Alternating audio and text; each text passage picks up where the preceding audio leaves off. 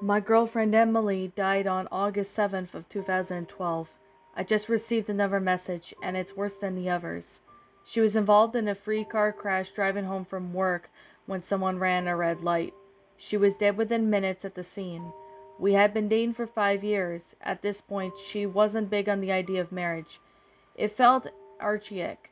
She always said it gave her a weird vibe. But if she had been, I would have married her these 3 months of our relationship. She was vibrant, the kind of girl that would choose a dare every single time. She was always happy when camping, total technological too, but she always smelled like cinnamon. That being said, she just wasn't perfect. She always said something along the lines of, if I lark at it first, don't just say good things about me. I've never liked that if you don't pay me out. You're doing a disservice.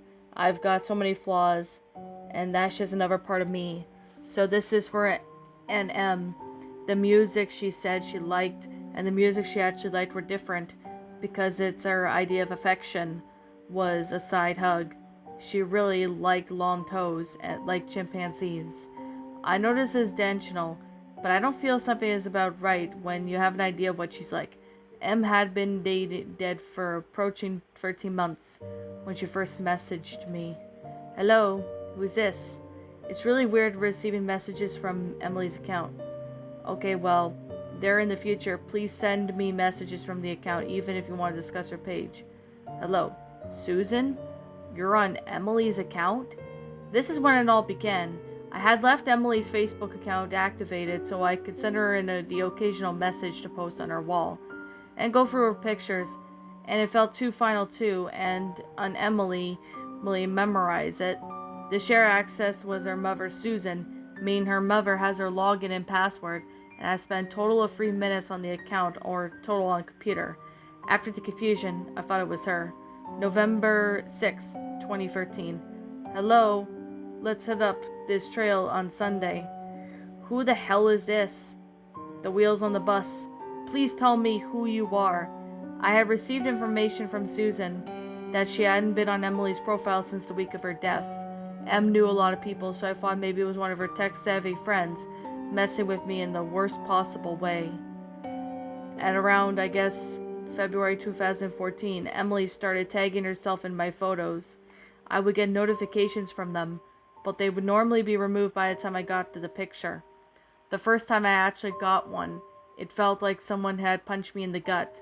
She would tag herself in spaces where she was plausible to her be or wherever she liked to hang out. I've got screenshots too from April and June.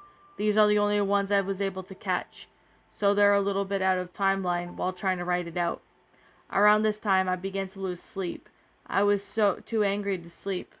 She would tag herself in random photos every couple weeks. The friends who have noticed and thought that was some messed up bug. I recently found out that it had been her friends who noticed that they didn't say anything about it.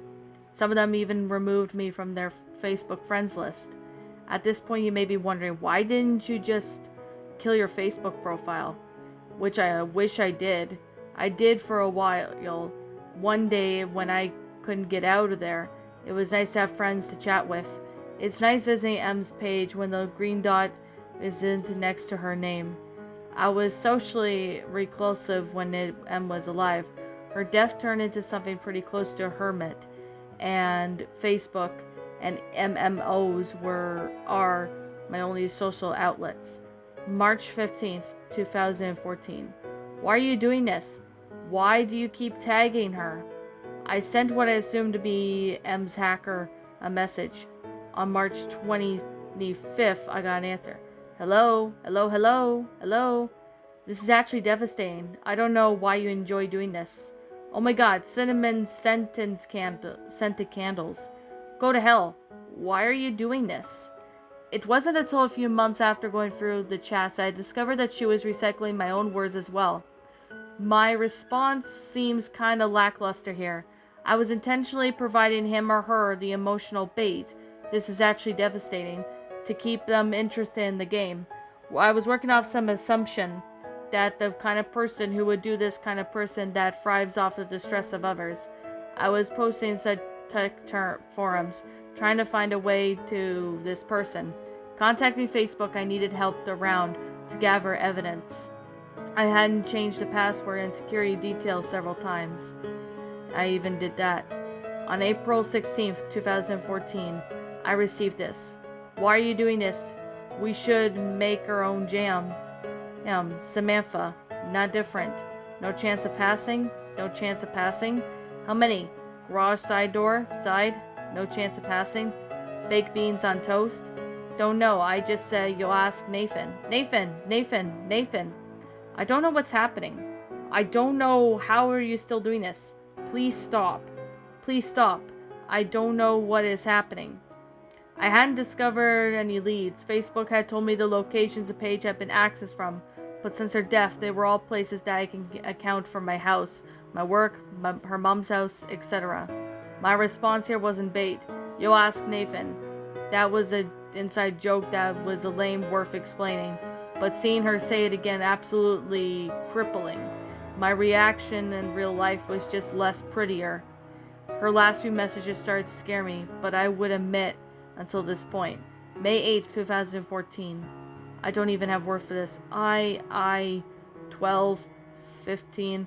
My jumper's in the dryer and it's really cold out. Cold. Nathan, please stop. Cold. Freezing. I don't know what's happening. Freezing was the first original word she said. This is giving me nightmares just so it wouldn't end. I kept dreaming that she was in ice cold car, frozen, blue and gray. I'm standing outside the car door on my warmth, screaming for her to come out. She doesn't even realize that I'm there. Sometimes her legs are outside with me. On May 24th, 2014. I'm really drunk. I miss you. Whoever's on this account, I don't give a crap. I keep coming home from work to expect to see you on the computer. Should I be used to that by now? Let me walk. I wasn't really drunk. Em wasn't the affectionate girl, and it was embarrassed to her exchange. I love you cuddles talk and about how much we meant to each other. She was more comfortable with it. When I was drunk, I pretended to get drunk a lot. My reply and her reply prompted to me finally memorize her page, thinking that I might have put it to an end to this. It might have seemed so unconscious to her previous messages. It's so cold and odd that an old conversation where I was trying to convince her to let me drive her home from a friend's house. In conclusion, the dashboard crushed her, and she was severed in diagonal line right to her hip and midway down to her thigh. One of her legs around was tucked under the back seat. Heat, in the most really horrific way. Gray street somewhere. Hey, you on your way home? Emily.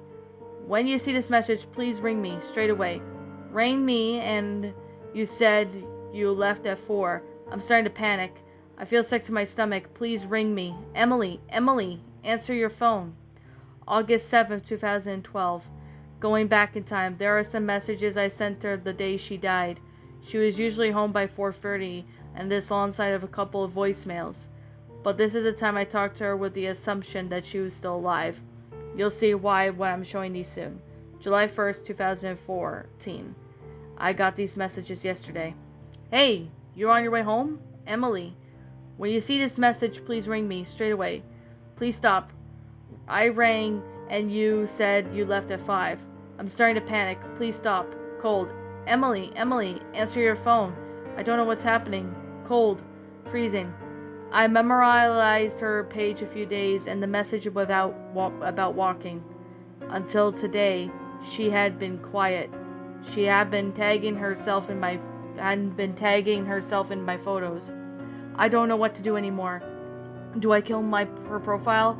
What if it's her? I feel like I want to puke. I don't know what's happening. I just got the notification and heard the sound alert. Just too afraid to swap the windows to check it. I checked the alert and it was compiling all this together. This was the message. Freezing. That's my door. That's my computer. I got the message 3 hours ago, but I didn't want to check it till now. Now I'm legitimately scared. I have no idea who took this photo. On my tablet in the garage, zen for now. Going to drive to a friend's house. Forget to open the garage door and panic. so building up and the nerve to get out to do that now. And that, my little pretties, was my dead girlfriend keeps messaging me on Facebook. A Facebook creepypasta written by Natesw. Natesw, I guess you could say. My final thoughts on this story. This is actually a pretty good creepypasta regarding a Facebook one. Pretty good pasta, actually. Like, I'm not gonna lie, when I first saw this story, I think this is based on the true story. I'm not really too sure, but I first saw this narration, I believe, maybe 3 years ago, maybe 4 years ago, I'm not really sure, by, certain, narrators. Like, I've seen, a couple narrators have actually narrated this story. I think it's a really popular, creepypasta, to be honest. Like, it's a pretty popular one. Like, I think I remember, one narration I do remember, being one of the best, narrations. I think there's some other ones. And, one thing I'm gonna definitely say is that I'm not really sure if, I don't know why if, I don't know why Creepypasta has not narrated this story yet, but a lot of people have narrated this story. Like, a lot of people have sat there and narrated this story. And I also have to say that I first heard Mr. Creepypasta narrated this story, and it's really good. Like, I really do like how the concept went out, It's really freaky seeing, someone's, girlfriend that died, apparently messaging them, which I have to say, that's really creepy. When you come to think of it, that's really creepy to see. Like, seeing somebody sitting there and, well, I guess you could say, doing this, so, yeah. Like, sending, photos, well, not photos, but conversations with someone, which I definitely gotta say, that's actually pretty freaky, to be honest. Like, I'm not gonna lie, that's actually pretty freaky, sitting there and, getting messages from, your dead girlfriend, which I definitely have to say, it's a classic creepypasta, too. I really found this one to be, enjoyable, well made in detail. And I really have to say, this one was actually quite something when I first saw it. Like, when I first saw this story, I was like, holy hell. Like, this story was definitely pretty good and well made. Like, the author of the story actually, did a pretty good job at how the, everything went out. It was pretty good and well made. It's, pretty nice, to be honest. I really do find this story to be enjoyable of its own self, which I'm definitely gonna say right now. When strange things can happen on the internet, so there's that. Like, you never know what's gonna happen on the internet. Like, lots of strange things can happen online, even on, sites like Facebook and Twitter, which I do have Facebook, but I'm not linking my, well, real Facebook for privacy reasons, because, well, yeah. But I definitely would have to say it's actually a pretty good story. I really do find this story to be an enjoyable, well made story. If this was, like, based on, yeah, I'm really sure that this story actually had a pretty good concept for what this is, but I definitely would have to say that I really do think that this actually is I think this could be a real true story. I'm not really sure if it is, but if it is, that would be kind of cool. So I really would have to say that the screenshots right here are, actually, proven to be pretty good, even though the concept of it went out pretty good. Now, definitely would have to say that the story actually provided a pretty good detail. It actually had a pretty good concept for how this one is. I really do find this story to be a really good one, although I do have to say that I really do like how the storytelling went out and how everything went out. It could be most likely a ghost sitting there, using, well, using, the girlfriend's Facebook, which I definitely would have to say that's actually quite true. This could be actually, possible in that opinion. Like, I'm not saying it is possible that it's a ghost, but this is actually quite possible. So, I guess with that being the case, and that being said, if I have anything that I didn't like about the story, I really can't. So, yeah, I can't say what I didn't like about this story. This story actually had provided pretty good detail. It was a really well made story. Really do find this one to be enjoyable. Really do like how, this concept was pretty nice for what this story is. Now, I guess with that being the case and with that being said, I'm going to sit there and go ahead and wrap up the review because there's not really much to say. But I definitely would have to say this one was actually quite freaky in that note. So, I guess with that being the case, that being said, I'm going to sit there and wrap up the review. There's nothing really much to say about this story that I like. And I can't say anything for what I didn't like. Overall, I would have to say that, like I'm going to sit here and say right now, and like I always continue to say, this is simply my own personal opinion. And if you happen to disagree with me, that's fine too. We're all entitled to our own opinions regards to these creepypastas, and this is simply my own personal thoughts. My final rating of this story would have to be a 10 out of 10. Yeah, it's a pretty good story. It was very enjoyable. It was very well made. I really do find this one to be good. I really do like it. So, I definitely would have to say, if you guys want to find a good pasta, I really highly recommend you check out this one. So anyways, with that being the case, that being said, what did you guys think about this curry pasta? Did you all enjoy it? Did you all not? Also, what would you have done personally to help make this story a lot better? Feel free to leave me know what your thoughts are down in the comment section down below. I'm the Queen of Lions. Thank you so much for watching today's episode. And if you happen to be brand new here on this channel, be sure to like, comment, and subscribe because I make brand new videos every single day. Don't forget to ring the notification bell to any uploads so that you guys will not miss an upload. And as always, please roll the outro because I'm out.